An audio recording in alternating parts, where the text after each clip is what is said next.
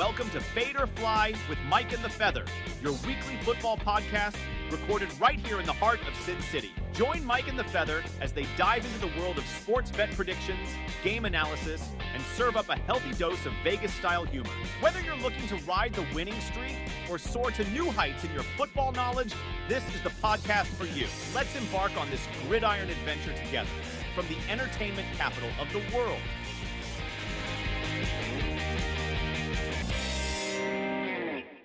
Hey everybody, welcome back to Fade or Fly with Mike and the Feather. This is the episode for Week 6 in the NFL. And Feather, how happy are you that once again you get to wake up at 4 in the morning to prepare for a full day of sitting on our butts enjoying football at the Westgate? You know, it's first world problems. I'm looking forward to it.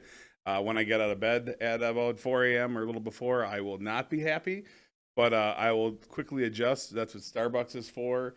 And get to the Westgate and enjoy some football. Have you had the breakfast burrito that they serve at the sports book at the Westgate on Sunday mornings? I had it last weekend for the first time, or maybe the second time, and it's pretty good.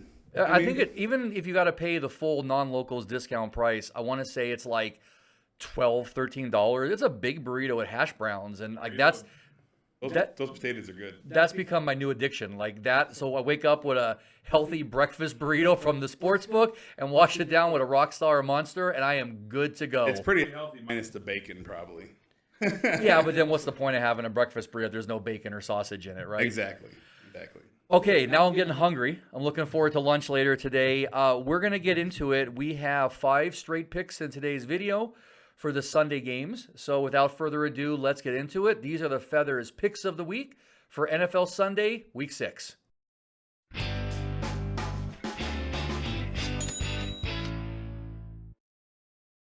All right, so the first morning game, and I do mean morning, this is 9:30 a.m. Eastern Time. That means 6:30 on the West Coast. This is the third London game, and this time we do not have the Jacksonville Jaguars playing. We have the Baltimore Ravens versus the Tennessee Titans, and the Baltimore Ravens are currently 4.5-point favorites.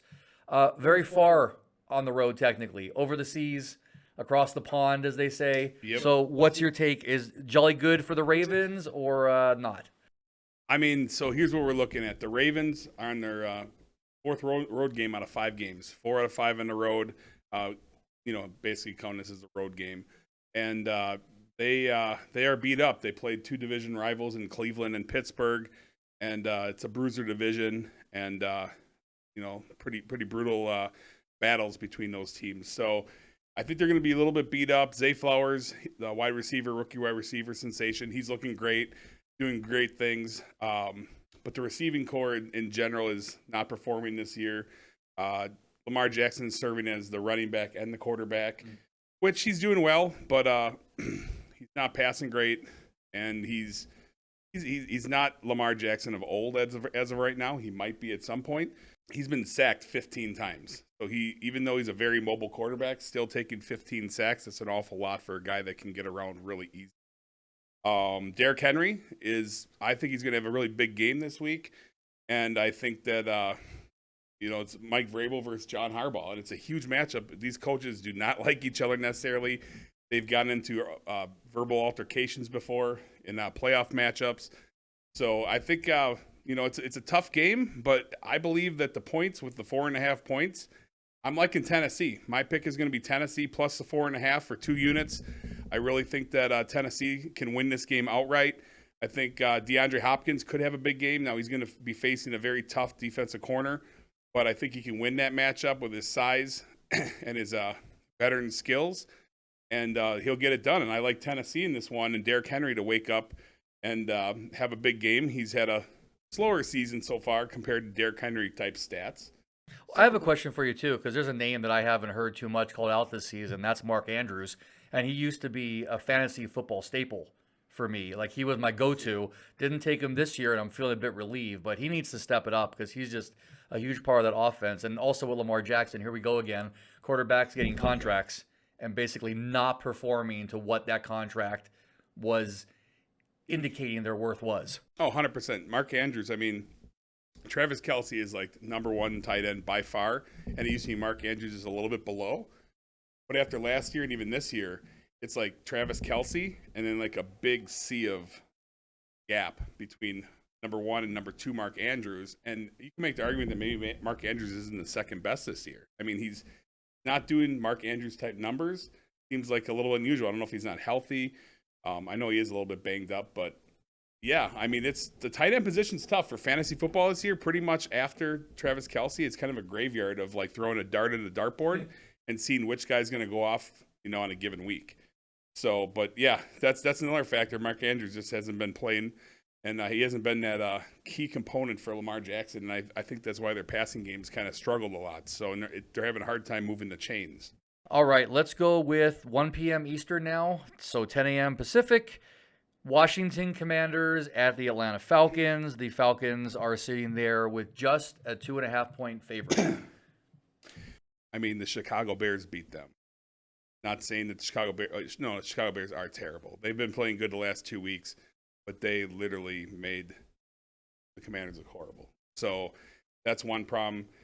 Problem number 2 is Bijan Robinson. This guy is a dynamic runner for Atlanta, and he's going to give Washington all kinds of trouble. It's going to be a tough matchup for them to try to contain him, and I believe they most likely will not. I think that he's going to eat, and he's going to get a lot of yards, probably 2 touchdowns. On the other side, Desmond Ridder. Welcome to the NFL, Desmond Ridder. He actually woke up, threw for 300 yards last. That's unbelievable for him. Desmond Ridder, believe it or not, he's undefeated in his career in Atlanta. He's 5-0 all-time in Atlanta as a starter. So, the guy hasn't done much, but he has a good enough supporting cast to get the wins, obviously, right? So, I mean, Sam Howell is having a rough go. He's been sacked 29 times this year. 29 times. Think about that. 29 times. Double Lamar Jackson. It's basically an average of about 6 a game almost. 5.5, 6 sacks. It's ugly. He's on his back a lot. The question is, can Washington get more production out of the receivers? Terry McLaurin's had an off year, and Jahan Dotson has been a disappointment so far, to say the least. The running game with Brian Robinson, he's been pretty solid. But Washington, Riverboat Ron, he's just not getting it done this year. And they started out 2-0, and they lost 3 in a row now. So they're on a skid in 2-3, really needing this win to even try to keep up in that division, which is, led by the Eagles. Well, they are ahead of at least one team. Yep, they are not going to probably finish below the New York Football Giants. But then again, pretty much nobody is. Oh, hey now. So my pick for this week, the easy one, I wrote them last week with a big 4-unit play, and we're going to do it again. The Atlanta Falcons minus 2.5 for 4 units. I love them at home. I think Drake London, Kyle Pitts are going to come out. They're going to explode. They're going to have big plays this week. I love Drake London's matchup. Atlanta Falcons minus 2.5, 4 units. Boom. Am I reading this next one correctly? We're not in the graveyard yet to you, but we're going to go this route, huh? Next up, 1 p.m. Eastern time. For those of you who don't know who I'm talking about, Jason has a standing order not to allow us to let him bet on the Colts, but he keeps trying to find a way to pick a game that they're in. And here we are. We have the Indianapolis Colts at the Jacksonville Jaguars. Jaguars are a 4-point favorite at home, and I can actually see why you're going with this, but let's go ahead and get a little more in depth on this one. Yeah, first of all, Gardner Minshew. That says it all. Anthony Richardson, who's the rookie quarterback, who's pretty dynamic, he's out. He's on the IR for the next 4 games. In comes Gardner Mustache Minshew. And he's not the real deal. The guy has a lot of heart, but heart doesn't win football games most of the time, and nor will he this time. Zach Moss has been a really great addition at running back while Jonathan Taylor's been out. And he has almost 500 yards, 3 touchdowns to date. Now Jonathan Taylor is back. He's back, and he's going to get the majority of the snaps this week, which is really good for us because we got Jonathan Taylor on our team for fantasy. So hats off to that. The Colts do have a strong defensive front. So they could definitely, Travis Etienne has been great for Jacksonville. He's having a great year, and that front could shut him down. I believe they won't. I think between the passing option to him and the running option, he's going to eat and do really well. I'm really impressed with Calvin Ridley and Christian Kirk this year. They're kind of coming into their own. And so the surprising, refreshing third receiver, Zay Jones, he came up big last week. He's banged up right now. It's questionable if he's going to play, but I think he's going to be pretty solid as well. Now, how about the Jaguars coming back from 2 weeks overseas? Back home, could we possibly have what would be, I guess, like still, I want to say reverse jet lag, but now they have to get accustomed to being back in the United States and playing more on a normal schedule and in a familiar stadium. So good thing it's a home game, but do you think there might be a little bit of jet lag or recovery time for them? There could be, but the reality is the good news for them is that they've won the last 7 or 8 straight home games against Indianapolis Colts. So I want to say the last time the Colts beat them at home was 2014-ish or 2015, one or the other. So that's good news for them. They are at home. That being said, the Colts are playing surprisingly good ball. Shout out to Kidwell. Your Colts are in first place, but after this week, that will be done. They will no longer be in first place. So unfortunately, all good things got to come to an end, and the Colts run is coming to the end this week because I'm taking the Jacksonville Jaguars -4 for 2 units. Jacksonville is going to dominate this game on all fronts. Their defense is going to step up. They're going to get it done. They're going to build on the 2 wins in a row they had in England and beating the Buffalo Bills. I think that was a big confidence builder for them. I like where Trevor Lawrence is at. He's confident, poised in the pocket, and he's going to make it happen. So Jacksonville this week, I think it's going to be a double-digit victory minimum. Okay, 4th pick of the week. This is another 1 p.m. Eastern Time game featuring the Seattle Seahawks at the Cincinnati Bengals. The recently back alive in your heart Cincinnati Bengals and Joe Burrow, they are 3-point favorites at home. This is the Bengals' last game before their bye, so more time for Joe Burrow to recover. What do we see out of him this game? All right, so good news for the Bengals is that Joe Burrow looked a lot better, and the man himself, Jamar Chase, had a huge week. So he's happy. Everyone's eating, and winning cures all pain most of the time. The Bengals have a much-needed bye coming up, so they win this game. They kind of right the ship, and we get to 3-3 and have a nice bye week, essentially have 2 weeks off. So that would be huge for them. They get back to 3-3, considering 2 weeks ago or leading up to the Cardinal game, they were kind of left for dead, like pack it in. But now they can come out with a big win here. Problem being is the Seahawks are coming off a bye themselves. They're refreshed. They got healthy. And they're a tough team. I mean, their defense is pretty bad. Seattle's defense overall is not great, but they do have a dynamic offense. They have a good running game. Geno Smith has been doing not so good, not as good as last year. Last year he was having that MVP type season. This year not so much, but he's still doing enough, right? And Pete Carroll is a head coach. The man, is he like 90 years old now? Pete Carroll, shout out to him because he's like 75. The way he runs around the field during the game, you would think he was 25. The guy is a bundle of energy. Pete Carroll, shout out to his dentist because he chews the shit out of that gum on the sidelines. He chews that gum relentlessly. Like literally, when I grew up, I was told like when I chewed gum, don't chew like a cow. That guy, he's chewing gum all game long. T. Higgins, that's going to be kind of the X factor. He's banged up. He didn't play last week. I think he's going to play this week, which is good for Joe Burrow. They have a very deep receiving core. Tyler Boyd is very well equipped as well. Joe Mixon, he's had an okay year so far. If he can kind of step it up and get it going this week as well, that'll help a lot. The Seahawks defense is mediocre to poor. So I like this situation for Joe Burrow, and Joe Burrow is going to get it done. It's going to be not even close. I'm going to take the Bengals -3 for 4 units, baby. We're going 4 units, Bengals -3.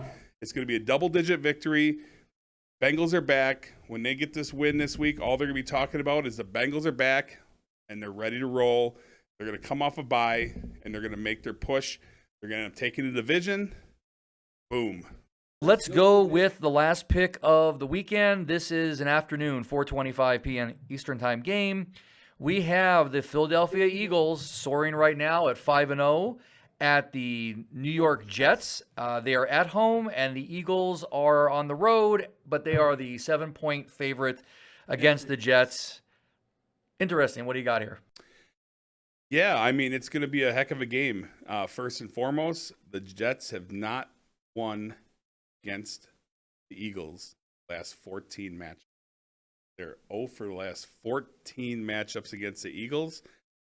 The Eagles' defense is different from last year. They have a really good run defense, so they should be able to. They're going to try to contain Breece Hall, but their passing defense is suspect. They lost some players of free agency, and it's going to be interesting to see if Zach Wilson, who is kind of reincarnated from the dead, had a great game, outplayed Patrick Mahomes, and then he followed up with a decent performance last week. Team kind of has more confidence in him right now, and most importantly, he has more confidence in himself. Jalen Hurts has looked a little bit off. I mean, they're great at running the 1 yard tush push, but outside of that, I mean, he's not quite back to his normal self from last year when he was MVP candidate as well. Running back Breece Hall came up big last week, big, and I have him on my fantasy team, and he's eating right now. Almost 200 yards of offense from scrimmage for him, and he looked great. And I think he's not going to do quite as well this week against a stingy Eagles defense, but I do believe he's going to eat and get it done, and get his touchdowns and his yards. Garrett Wilson, he's going to be the interesting guy in this one. He was a receiver that was heavily sought after in fantasy leagues. He was a top 5 receiver on the year due to having Aaron Rodgers throw to him this year. That things changed when Aaron Rodgers went down. But I still think Zach Wilson and him will connect this game. I think he's going to have a big game against this Eagles defense. Sauce Gardner is going to be the other one that is going to be huge. He is going to shut down A.J. Brown. And I think that he's going to be very important in neutralizing the passing game for the Eagles. The head coach, Robert Saleh, for the New York Jets, this guy is a lot of energy. He showed faith in his quarterback the whole year when everyone else was just bashing him about it. And he's a defensive genius. I just feel like he is going to have something cooked up for this game. I think at home it's going to be the difference. Everything said, I'm loving the Jets this week, plus the 7 points. I think, upset alert, I think the Jets flat out might win this one across the board, but definitely plus 7 points. Take the 7 points. They're going to cover the spread. They're at home. Zach Wilson is going to get it done. The Eagles are going to come away scratching their head saying, what do we got to do different moving forward? Because they're the shakiest 5-0 team in the NFL right now. And, they're nowhere near the San Francisco 49ers at this point. They may be by the end of the season, but for right now, San Fran's on top and the Eagles are shaky at best. Well, I like it too, because if you think about it, in week 1, when New England could still score points, they only beat them by 5, right? Then with the Vikings, when they had Justin Jefferson, that was only a 6-point victory over them. And Washington Commanders was a 3-point game. So they are keeping it kind of close. That 7 points could be huge for the Jets. And that'll be a fun one to watch for sure. Yeah, so I'm loving it. So we're going to go ahead and we're going to fire out. We're going to take the Jets plus 7, like I said, 2 units. Take it to the bank. Boom. All right, so there we go. We got 5 picks for this week. Some interesting ones, couple of underdogs. I like it. It's going to be fun. Another fun weekend of football. We have fun on this show, and we enjoy doing this for you. We hope you're enjoying it. We read all the comments. Jason replies a lot, so if you have questions or thoughts, he likes to go ahead and have a dialogue with you, so feel free to leave them below. Make sure if you're enjoying the content, you give us a thumbs up. Really helps up with the YouTube algorithm. And if you're watching and haven't subscribed yet, what's going on? Just go ahead and subscribe. We've got a lot more content coming out. Be notified first to see it, especially because we give you the line when we're recording this, so make sure you're keeping an eye on when the video comes out. Watch it first thing. Check your local lines, and keep an eye. And we'd like to hear your comments on the picks. Coming up very shortly, in another 24 hours or so, we will have everybody's new favorite video, it seems, the Feathers, Teasers, and Parlays for the week. And you're having actually a really good run so far on Teasers and Parlays. Yeah, those are fun. Yep, they're a blast. I enjoy them. I really put a lot of work into them, and so far so good. The stats are backed up with success, and we're going to continue working hard at it and trying to keep getting you guys wins and making that money for you. All right, guys, so until we see you in the next video, take care, be safe, have a great football weekend, and we'll see you on the other side. We appreciate each and every one of you. Thank you for watching the content, and we're looking forward to another great NFL Week 6. Super pumped up.